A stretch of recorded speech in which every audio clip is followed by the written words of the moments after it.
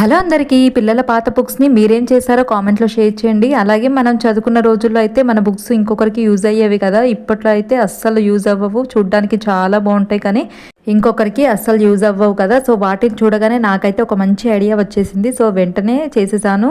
Video అయితే ఫుల్గా చూడండి, మీకే తెలుస్తుంది. మన కిచెన్లో ఎన్ని సెల్ఫ్స్ ఉన్నా కూడా మనకైతే అస్సలు సరిపోదు కదా.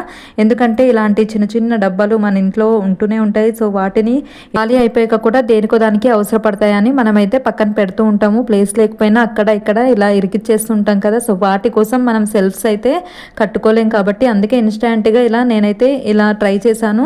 సో చూడ్డానికి అయితే చాలా బాగుంది కదా. సర్లే కానీ ఈ మూతలు కింద ఏంటని చూస్తున్నారా? సో ఏం లేదండి, మన ఇంట్లో పిల్లలు ఉంటే ఏదో ఒకటి కొంటూనే ఉంటారు కదా. సో వాటికి వచ్చిన ఈ మూతలే అండి. సో చూడ్డానికి బాగున్నాయని పక్కన పెట్టి ఇలా వాడాను.